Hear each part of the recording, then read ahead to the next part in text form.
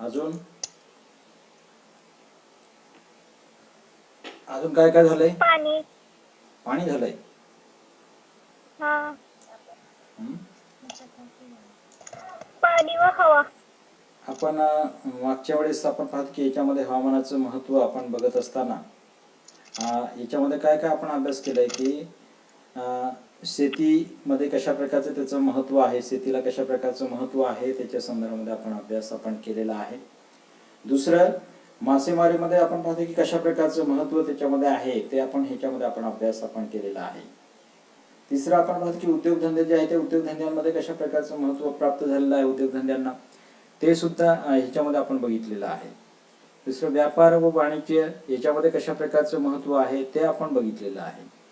त्यानंतर माहिती व दळणवळणामध्ये कशा प्रकारचं आपण पाहतो की हवामानशास्त्राचं जे महत्त्व जे आहे, माहिती आणि दळणवळण, आपण पाहतो की कुठलीही जगातील जी माहिती जी आहे, कुठलीही जगातील माहिती किंवा कुठलंही दळणवळणाचे जे साधन जे आहे हे हवामानाशिवाय किंवा आपण पाहतो की हे जे हवामानाशिवाय पुढे त्या ठिकाणी जाऊ शकत नाही किंवा त्याची प्रगती जी आहे ती प्रगती होऊ शकत नाही. हे आपल्याला त्या ठिकाणी सांगता येते की हवामान हा जो घटक जे आहे हा हवामान घटक प्रत्येक अशा प्रकारचे क्षेत्र जे आहे, प्रत्येक क्षेत्राशी निगडीत अशा प्रकारचं हे शास्त्र आहे. याच्या संदर्भामध्ये आपण अभ्यास याच्यामध्ये आपण केलेला आहे. दुसरं, ऊर्जा जे आहे ते ऊर्जा साधनामध्ये कशा प्रकारचं हवामानाचं महत्त्व आहे ते आपण अभ्यास केलेला आहे. त्यानंतर हवामानाचे प्रकार आपण पाहतोय की कशा प्रकारचे हवामानाच्या प्रकारावर सुद्धा पूर्णपणे हवामान हा जो घटक जो आहे हा पूर्णपणे हवामान घटक आपल्याला जबाबदार झालेला धरता येईल आपल्याला. कारण की आपण पाहतो की जगामध्ये वेगळ्या प्रकारचे ठिकाणं जर आपण पाहिलं तर प्रत्येक ठिकाणं आपण पाहतो की जसं आपण पाहतो की पूर्वेकडनं किंवा दक्षिणेकडनं उत्तरेकडे किंवा उत्तरेकडनं दक्षिणेकडे जसं जसं आपण जातोय तसं आपण की त्याच्यामध्ये हवामान जे आहे ते हवामान वेगवेगळ्या प्रकारचं हवामान त्याच्यामध्ये आपल्याला पाहायला मिळतंय. हे आपल्याला आपण त्याच्यामध्ये आपण अभ्यास केला. म्हणून हवामानशास्त्राचं महत्त्व जे आहे हवामानशास्त्राचं महत्त्व अत्यंत महत्त्वाचं अशा प्रकारचं हवामानशास्त्राचं महत्त्व आपल्याला याच्यामध्ये आपल्याला सांगता येतंय. दुसरं, पाणी आणि हवामध्ये कशा प्रकारचं महत्त्व आहे. जर आपण पाहतो की मागे आपण बघितलं होतं की जर आपल्याला चांगल्या प्रकारचं जर आरोग्य जर आपल्याला पाहिजे असेल किंवा आपण पाहतो की हवामान जे आपल्याला पाणी व स्वच्छ हवेची जी उपलब्धता, हे जे घटक जे आहे ह्या घटकांचा हवामानाचा परिणाम जो आहे हा हवामानाचा परिणाम त्याच्यावर होताना आपल्याला दिसून येत आहे. हे घटक सजीवांसाठी अत्यंत महत्त्वाचे अशा प्रकारचे मानले जातात आणि या घटकांविषयीची माहिती जी आहे ही या घटकांची विषयी माहिती हवामानशास्त्राद्वारे आपल्याला उपलब्ध होताना आपल्याला दिसून येते. म्हणून हवामानशास्त्राचं महत्त्व जे आहे ते अत्यंत महत्त्वाचं अशा प्रकारचं हे आपण अभ्यास केलाय.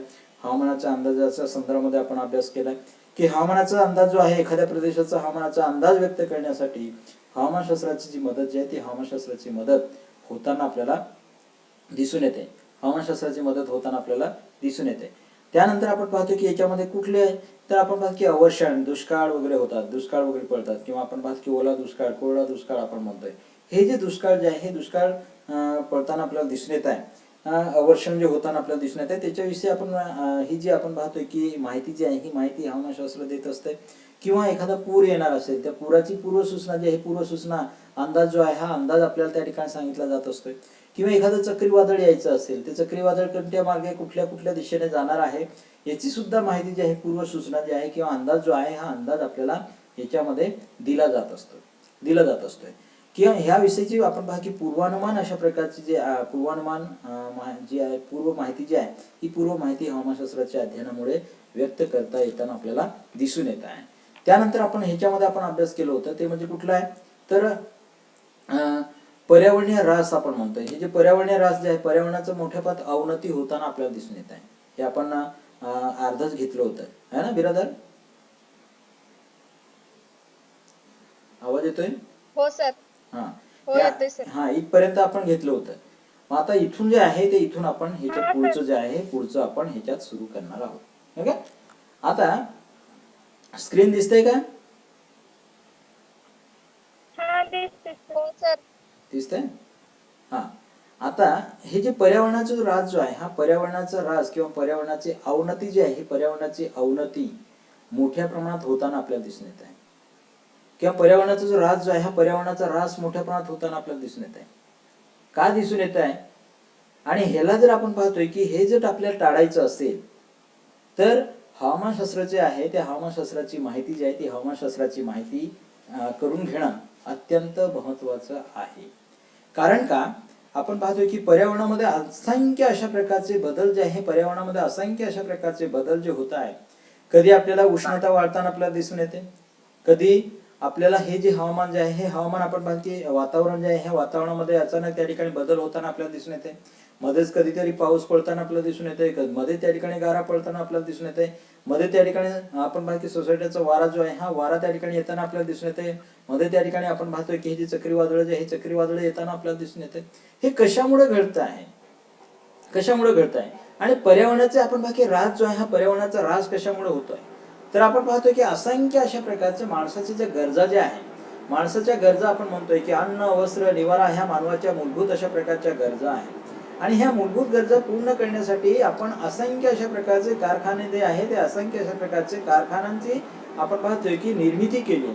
आणि त्या कारखान्यामधून जो तयार होणारा जो माल जो आहे हा तयार करण्यासाठी, जो पक्का माल तयार करण्यासाठी मोठ्या प्रमाणात आपण पाहतोय की काय केलं जात आहे, तर मोठ्या प्रमाणात आपण पाहतो की जे दूषित जे आहे हे दूषित वातावरणामध्ये आपण सोडतो आहे. आणि त्याच्यामुळे आपण पाहतो की हे वातावरण जे आहे हे वातावरण काय झालेलं आहे, तर आपण पाहतोय की मोठ्या प्रमाणात आपण पाहतो की दूषित झालेलं आपल्याला पाहायला मिळत आहे. आणि त्याच्यामुळे आपण पाहतोय की असंख्य अशा प्रकारचे परिणाम जे आहे हे असंख्य अशा प्रकारचे परिणाम होताना आपल्याला दिसून येते. आपण सर्रास मोठ्या प्रमाणात आपण पाहतो की प्लास्टिकचा वापर आपण करतोय. प्लास्टिकचा वापर केल्यामुळे मोठ्या प्रमाणात आपण हे जे पर्यावरणामध्ये असणारे जे घटक जे आहेत, जे जैविक घटक जे आहेत, त्या जैविक घटकांची ऱ्हास होताना आपल्याला दिसून येते. ज्या काही आपण पाहतो की जाती ज्या आहे ह्या जाती प्राण्यांच्या जाती किंवा मोठ्या प्रमाणात नष्ट होताना आपल्याला दिसून येते. म्हणून त्या ठिकाणी प्लास्टिक सारखी आपण पाहतो की प्लास्टिक जे आहे ते प्लास्टिकवर बंदी त्या ठिकाणी घालावं लागतं आहे.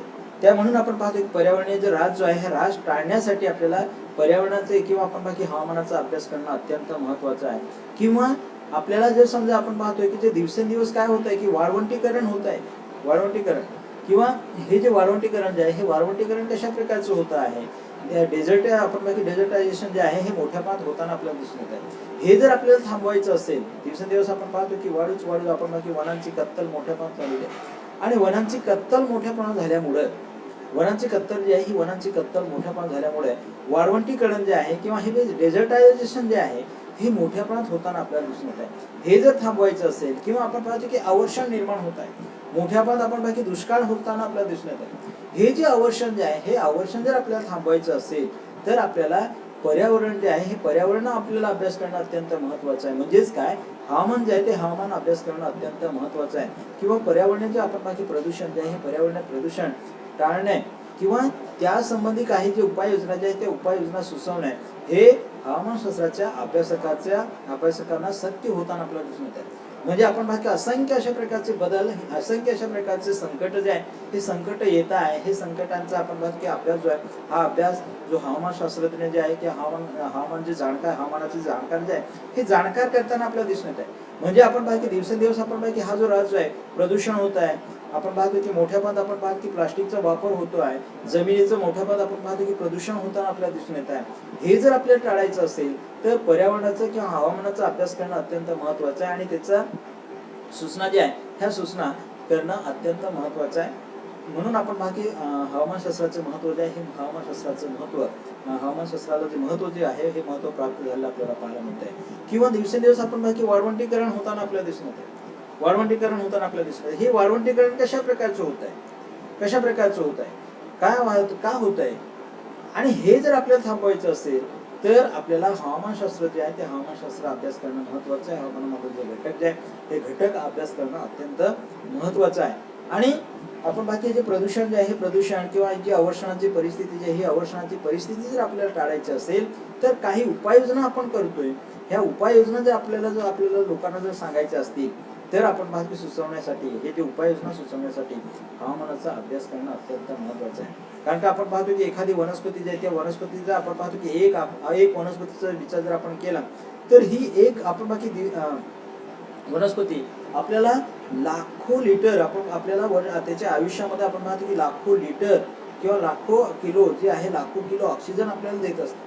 लाखो किलो ऑक्सिजन जे आहे ते लाखो किलो ऑक्सिजन आपल्याला हे पुरवत असते. परंतु आपण पाहतोय की ही जे वनस्पती जी आहे ही वनस्पती तोड झाल्यामुळे मोठ्या प्रमाणात वाळवंटीकरण तर होतच आहे, मोठ्या प्रमाणात प्रदूषण तर होतच आहे.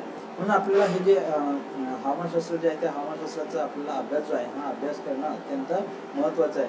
जर आपल्याला पर्यावरणीय ऱ्हास किंवा पर्यावरणाची जी अवनती जर आपल्याला थांबवायची असेल तर कशाची गरज आहे, तर हे जे पर्यावरणीय ऱ्हास जो आहे हा पर्यावरणीय ऱ्हास न होता आपल्याला हवामानशास्त्राचे जे आपण म्हणतो की अभ्यास जो आहे हा अभ्यास करणं अत्यंत महत्त्वाचं आहे. म्हणून हवामानशास्त्राचं महत्त्व जे आहे हे महत्त्व प्राप्त झालेलं आपल्याला पाहायला मिळत आहे.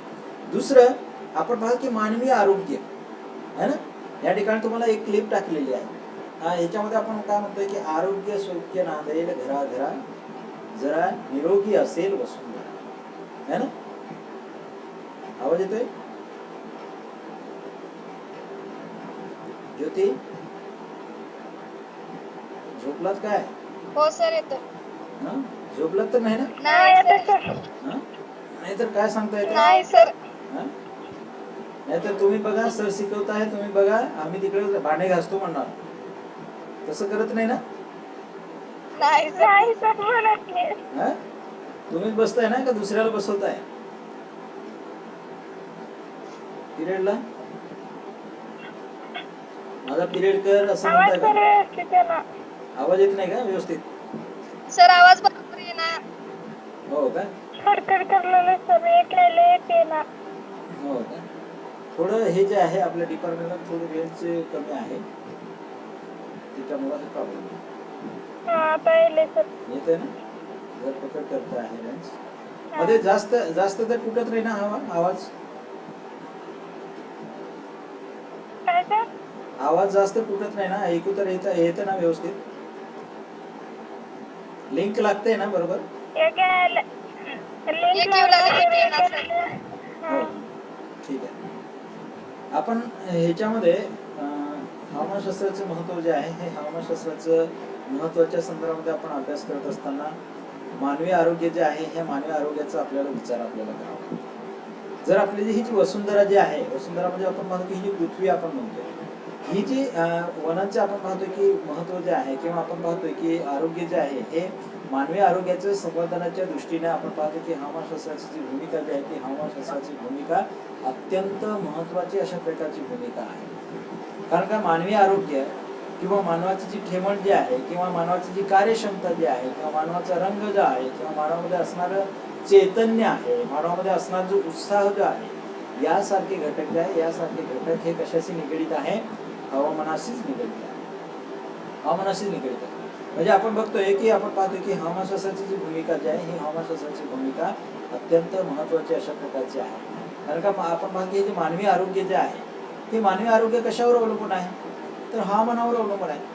मागे तुम्हाला सांगितलं की आपण पाहतोय की मागे एस्किमो लोकांचं उदाहरण मी तुम्हाला नेहमी सांगत असतो की एस्किमो लोक जे आहे ते एस्किमो लोक कुठे राहतात? ध्रुवीय भागामध्ये राहतात, है ना. ध्रुवीय भागामध्ये राहतात. ध्रुवीय भागामध्ये राहत असल्यामुळे त्या ठिकाणी पूर्ण शीत अशा प्रकारचं वातावरण आहे. म्हणजे त्या ठिकाणी पूर्ण बर्फ आहे. बर्फामध्ये त्यांचं जीवन जे आहे हे जीवन व्यतीत करताना आपल्याला दिसून येत आहे. जे मोजके ते राहिले आपण पाहतोय की अति थंडीमध्ये आपण पाहतोय की कुळकुळत आपण पाहतोय की मोजके 2.5 महिने 2 ते 2.5 महिने आपण पाहतो की मोजके तेवढे महिने कुळकुळत्या थंडीमध्ये त्या ठिकाणी राहताना आपल्याला दिसून येत आहे.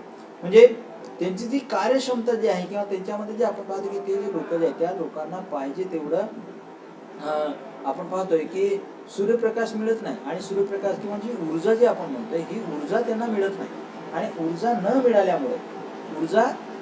मिळाल्यामुळे आपण पाहतोय की त्या लोकांना किंवा आपण ऊर्जा न मिळाल्यामुळे त्याचा जो रक्त पुरवठा जो आहे हा रक्त पुरवठा मेंदूपर्यंत त्या ठिकाणी होत नाही. आणि म्हणून ते जे लोक आहेत त्या लोकांना वेळाचे झटके येतात अशा प्रकारचं म्हटलं जातं. कारण का? रक्त पुरवठा व्यवस्थित त्या ठिकाणी त्या लोकांना होत नाही. किंवा आपण बघितलं त्याची कार्यक्षमता जी आहे ही कार्यक्षमता सुद्धा अत्यंत महत्त्वाची आहे. म्हणजे हवामानशास्त्र जे आहे त्या हवामानामध्ये आपण बघितलं कार्यक्षमता आपण थंडीमध्ये आपण बाकी हिवाळ्याच्या दिवसामध्ये एखादं काम जे आहे एखादं काम आपण चांगल्या प्रकारचं आपण करू शकतो. कारण का टेम्परेचर तेवढं आपण कुठं राहतोय? उष्णकटिबंधामध्ये राहतोय. आणि या भागामध्ये त्या आपण बघितलं थंडीच्या दिवसामध्ये हिवाळ्यामध्ये आपण चांगल्या प्रकारचं आपल्यामध्ये जी विचार करण्याची किंवा अभ्यास करण्याची जी बैठक बसण्याची आपण पाहतोय की जी वेळ जी आहे ही जास्तीत जास्त वेळ आपली असते. परंतु जर आपण पाहतोय की ही जी कार्यक्षमता जी आहे ही कार्यक्षमता कशावर अवलंबून आहे? हवामानावर अवलंबून आहे. आपण जर समजा आपण बाकी उन्हाळ्यामध्ये जर आपण एखादं काम घेऊ तर त्या ठिकाणी आपण बाकी लगेच आपल्या अंगातनं त्या ठिकाणी घामाच्या धारा त्या ठिकाणी सुरू होत असतात आणि आपल्याला ते काम नकोसं त्या ठिकाणी वाटतंय. म्हणजे ह्याच्यावर कोण जबाबदार आहे? तर पूर्ण आपण बाकी हवामान जे आहे ते हवामान घटक त्या ठिकाणी जबाबदार आहे. त्याचबरोबर आपल्याला रंग जो आहे, माणसाचा जो रंग जो आहे, रंग आपण कुठला माणसाचा जो रंग जो आहे त्या रंगावर सुद्धा आपण पाहतोय की हवामान हा घटक परिणाम करताना आपल्याला दिसून येतो. म्हणजे आपण पाहतोय की ध्रुवीय भागामध्ये जर आपण बघितलं तर पांढरे शुभ्र अशा प्रकारचे लोक आपल्याला पाहायला मिळतात है ना. आणि आपण पाहतोय की दक्षिणेकडे थोडं आपण पाहतोय की उत्तरेकडे जर आपण गेलं तर गव्हाळी रंगाचं आपल्याला पाहायला मिळते, गव्हाच्या रंगासारखे माणसं आपल्याला पाहायला मिळतात. आणि थोडं आपण पाहतो की दक्षिणेकडे जर आलो आपण, ध्रुवीय भागामध्ये जर आलो आपण, तर ध्रुवीय भागामध्ये लोकांचा रंग जो आहे हा रंग कसा आहे? कृष्णवर्णीय, काळा, अत्यंत काळा अशा प्रकारचा रंग असतो. कृष्णवर्णीय आपण म्हणतो त्याला. म्हणजे हे जे रंग जे आहे हे रंगामध्ये मोठ्या तफावत आपल्याला दिसून येतो रंगामध्ये. किंवा त्याच्यामध्ये जे चैतन्य जे आहे, हे जे चैतन्य जे आहे हे चैतन्य माणसामध्ये जे असणारं जे चैतन्य जे आहे हे माणसामध्ये असणारं चैतन्य सुद्धा त्याच्यामध्ये हे झालेलं आपल्याला पाहायला मिळतं. म्हणजे आपण पाहतोय की जे चैतन्य जे आहे किंवा उत्साह जे आहे हे उत्साह सुद्धा कशावर अवलंबून आहे? हवामानाशी. हे जे घटक आहे हे सर्व घटक हवामानाशी अशा प्रकारचे निगडित असतात. म्हणून आणि अत्यंत महत्वाचं सांगायचं म्हणजे काय, हवामान आणि आजार यांचा अत्यंत जवळचा संबंध आहे ना. हवामान आणि आजार. एखादा ऋतुमान झाला की काय होतंय? कुठला तरी आजार होतोय, सर्दी होते, खासी होते है ना, खोकला येते. बदल होतो ना, हवामान बदल झाला की आरोग्यामध्ये होतो की नाही तुम्हाला?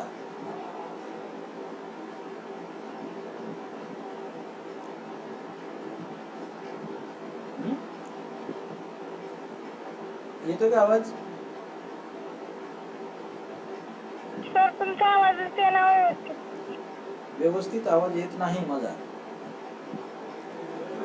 येतोय आता? नाही सर. आवाज येत नाही.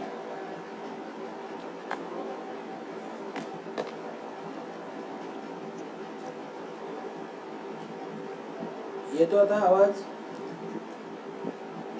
येतो पण सर असं एक आलंय एक नाही.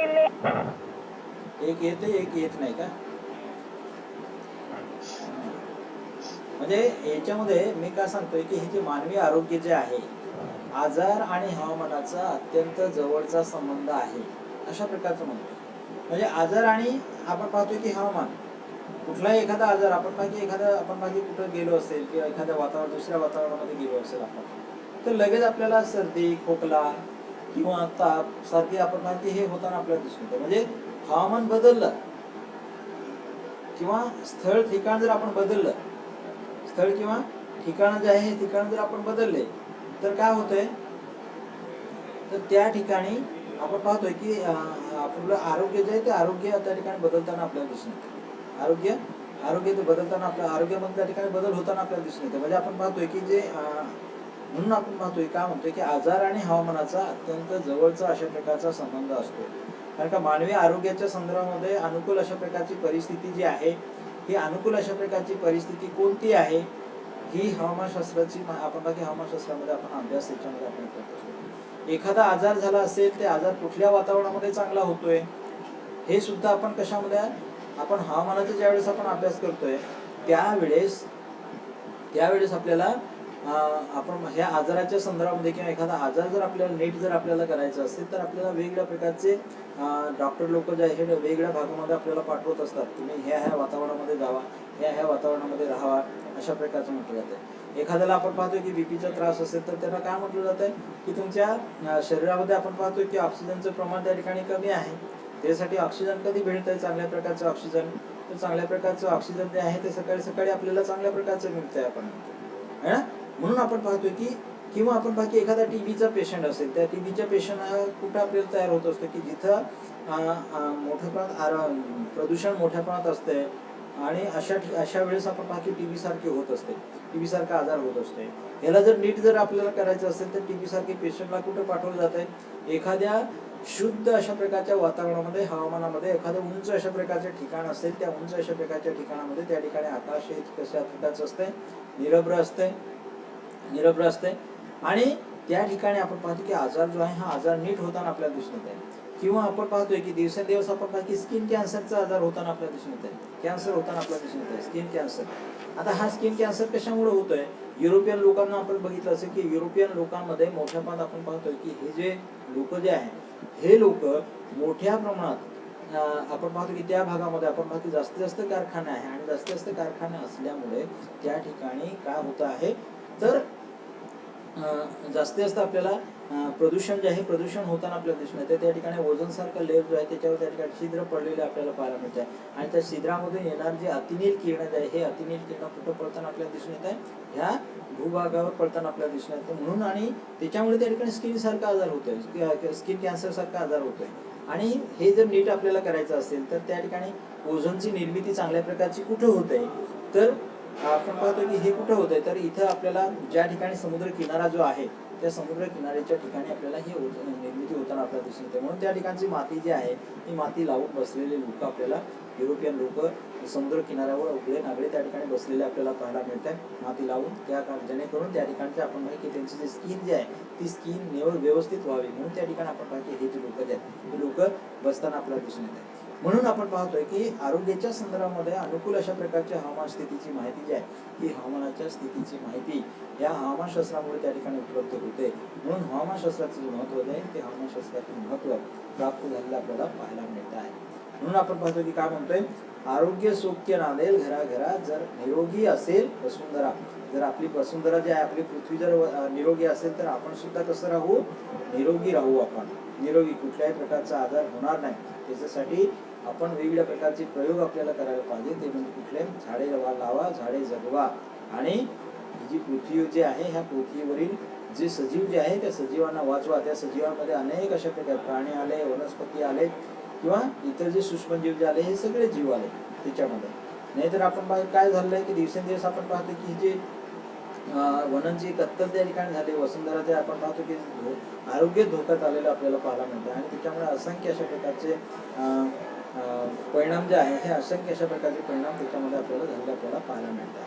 त्यानंतर आपण पाहतोय की वन आणि हवामान याचा अत्यंत जवळचा संबंध आहे.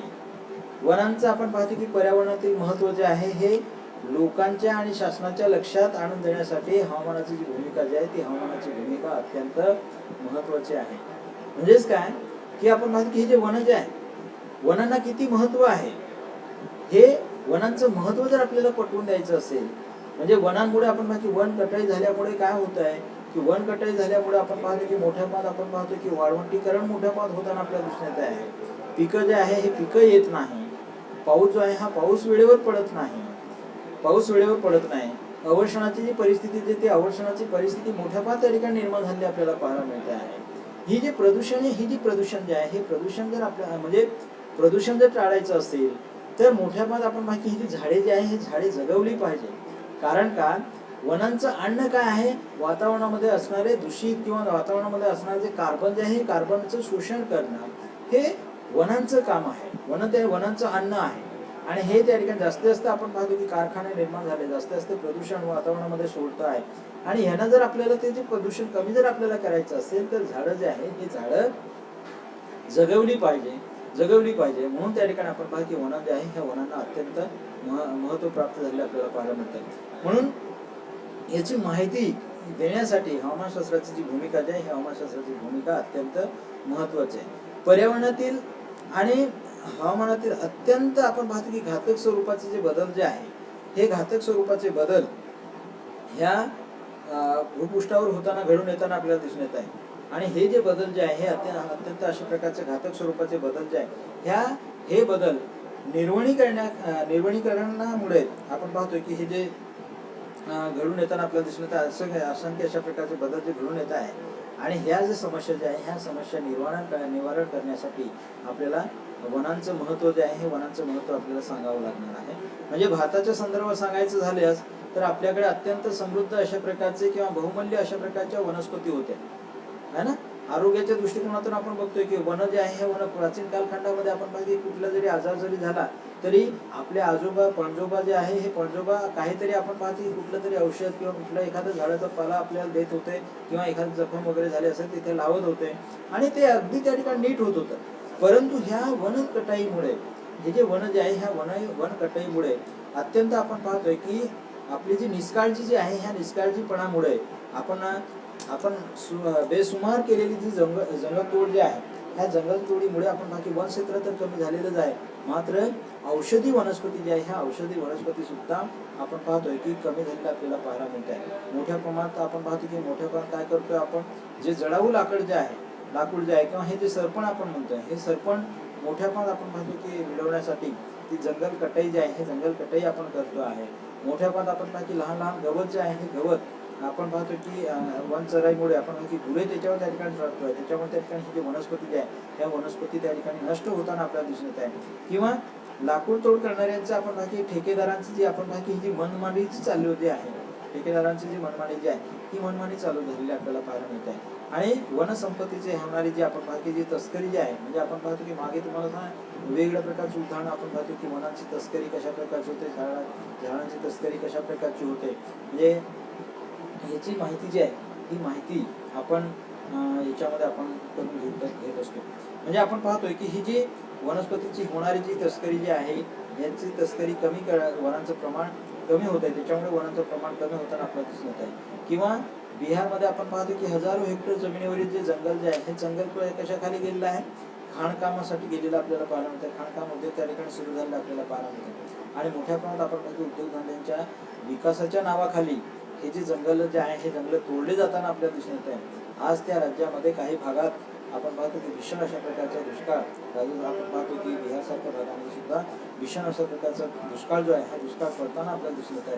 तर काही भागात आपण पाहतो की प्रचंड अशा प्रकारचे पूर येताना आपल्याला दिसून येत आहे आणि आपण पाहतो की ह्या प्रदेशामध्ये तापमानामध्ये कमालीची त्या ठिकाणी वाढ जी आहे ही कमालीची वाढ त्याच्यामध्ये होताना आपल्याला दिसून येते आहे, कमालीची वाढ होताना आपल्याला दिसून येते आहे।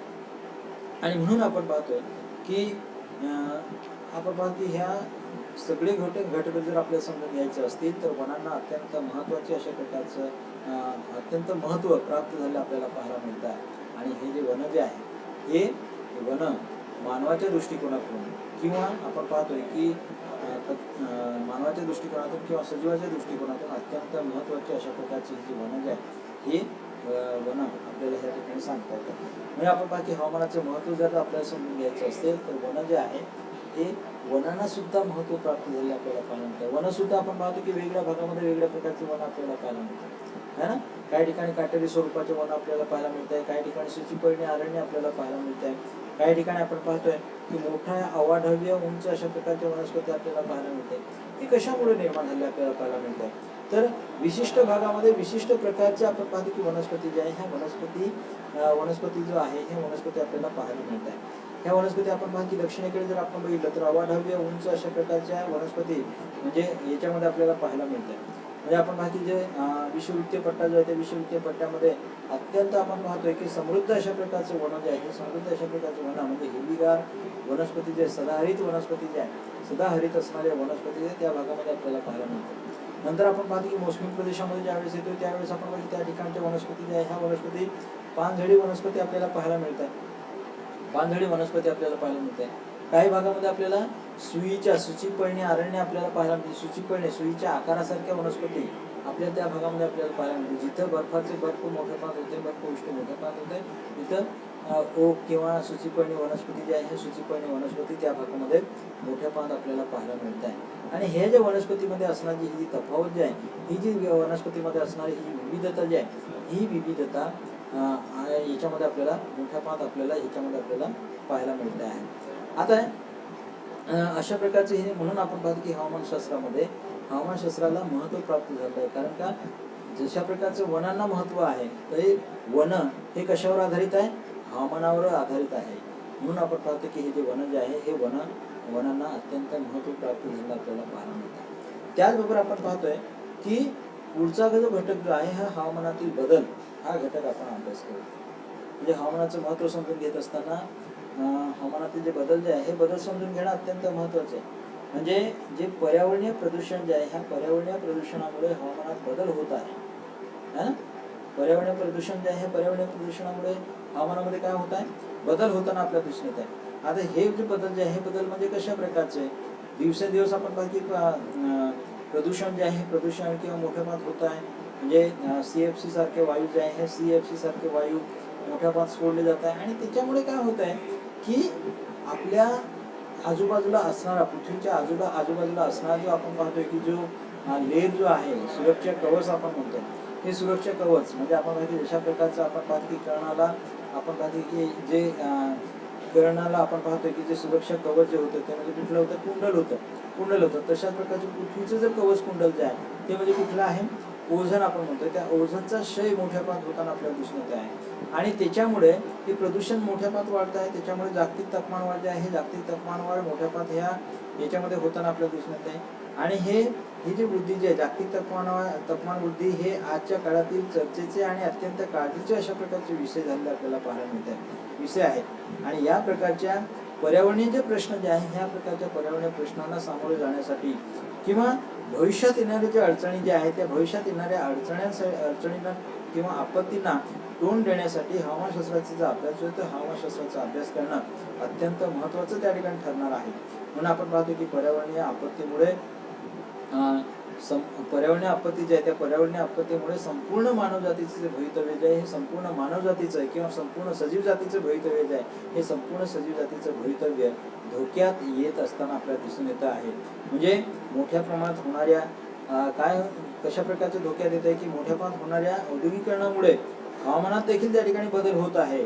आणि बदल हा जो हवामान बदल जो आहे हा हवामान बदल घडवून आणण्यात किंवा विकसित करण्यामध्ये किंवा आपण पाहतो की विकसित करण्यासाठी किंवा हवामानामधील जे बदल जे आहे हे बदल घडवून आणण्यात कोण जबाबदार आहे, तर हे जे विकसित देश जे आहे हे विकसित देश जबाबदार आहे.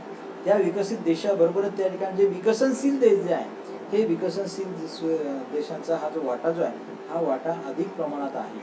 म्हणून आपण बाकी येणाऱ्या काळातील आपण बाकी संभाव्य धोके जर आपल्याला संभाव्य जे धोके जे आहे हे संभाव्य धोके समाजाच्या लक्षात आणून देण्यासाठी महत्त्वाचं जे कार्य जे आहे हे महत्त्वाचं कार्य हवामानशास्त्राच्या अभ्यासामुळे त्या ठिकाणी साध्य होऊ शकते.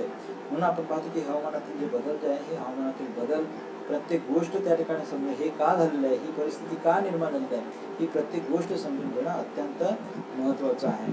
म्हणून ह्या सर्व घटकांचा विचार करत असताना आजच्या काळातील हवामानाची जी आपण पाहतोय की जी भूमिका जी आहे ही भूमिका हवामानाची भूमिका किंवा मानवी जीवन आणि सजीवांच्या दृष्टीने अत्यंत महत्त्वाची अशा प्रकारची आहे. कारण का वेगवेगळे प्रदेश आहेत, वेगवेगळे हवामान प्रदेश आहेत, त्या भागामध्ये वेगवेगळ्या प्रदेशातील जे मानवी समाज जो आहे हा मानवी समाज सुद्धा भिन्न भिन्न प्रकारचा आपल्याला पाहायला मिळतोय.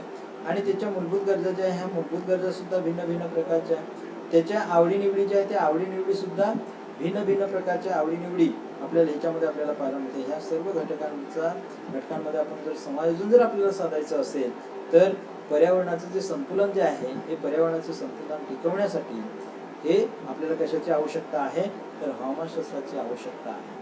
म्हणून आपण पाहतो की जे हवामानशास्त्र जे आहे त्या हवामानशास्त्राचा अभ्यास करणं अत्यंत महत्त्वाचं आहे. हे अशा प्रकारचे हे जे वेगवेगळ्या प्रकारचे घटक जे आहे हे वेगवेगळ्या प्रकारचे घटक तुमच्या लक्षात आले असतील. म्हणजे आतापर्यंत आपण कोणते घटक बघितले, हवामानातील बदल आपण बघितला, वने आपण बघितलंय, हवामानाचं महत्त्व सांगत असताना वनांचं महत्त्व कशा प्रकारचं आहे, मानवी आरोग्याला कशा प्रकारचं महत्त्व प्राप्त झालेलं आहे हवामानामुळे, किंवा पर्यावरणीय ऱ्हास कशा प्रकारचं होत आहे हे समजून घेतलंय. त्याबरोबर हवामानाचा अंदाज आपण समजून घेतलेला आहे. त्यानंतर आपण पाहतो की पाणी व हवा याच्या संदर्भामध्ये विचार आपण केलेला आहे. त्यानंतर आपण पाहतो की हवामानाचे प्रकार आपण अभ्यास केलेला आहे. त्यानंतर आपण पाहतो की ऊर्जा आणि आपण पाहतो ऊर्जेच्या संदर्भामध्ये आपण विचार आपण केलेला अभ्यास आपण केलेला आहे. त्यानंतर माहिती व दळणवळण याचा आपण अभ्यास याच्यामध्ये आपण केलेला आहे. आणि त्यानंतर आपण पाहतो की व्यापार वाणिज्य याचा सुद्धा आपण अभ्यास जो आहे हा केलेला आपल्याला पाहायला मिळते. उद्योगधंद्यांमध्ये कशा प्रकारचं महत्त्व प्राप्त झालेलं आहे हवामानाला महत्त्व ते आपण अभ्यास केलेला आहे. त्याचबरोबर आपण पाहतो की जे मासेमारी व्यवसायाला कशा प्रकारचं महत्त्व प्राप्त झालं आहे ते सुद्धा आपण ह्याच्यामध्ये आपण अभ्यास आपण ह्याच्यामध्ये केलेला आहे. आणि शेती आहे ही शेती तर पूर्णपणे कशावर भारतीय शेती भारतीय शेती पूर्णपणे तर शेतीवरच अवलंबून आपण बाकी हवामानावरच अवलंबून आहे. म्हणून आपण पाहतो याला महत्त्व जे आहे हे अत्यंत महत्त्व प्राप्त झालेलं आपल्याला पाहायला मिळतं आहे. हे अशा प्रकारचं आपण पाहतो की हवामानाचं जे महत्त्व जे आहे हा जो घटक जो आहे हा घटक या ठिकाणी संपलेला आहे. ओके, आवाज येतोय बिरादार? येतोय ना? आपण पुढच्या पिरियडला आपण पाहतो की पुढचा जो घटक जो आहे पुढचा घटक आपण उद्या 10 वाजता किती वाजता 10 वाजता हां उद्या सगळ्यांनी 10 वाजता जे आहे 10 वाजता पिरियडला जॉईनिंग करायचं हां. आणि तुमच्या इतर मैत्रीण असेल त्यांनाही सांगा हां. ज्योती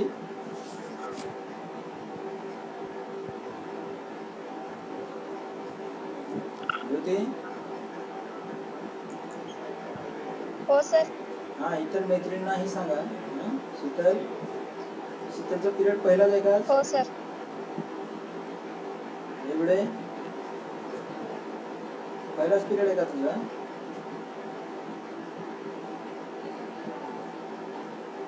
आपला पिरियड जो आहे आपला पिरियड 1 मिनिटात आपला पिरियड आता संपलेला आता हां. पुढचा जो घटक जो आहे हा पुढचा घटक आपण पुढच्या वेळेस आपण घेऊया. ठीक आहे.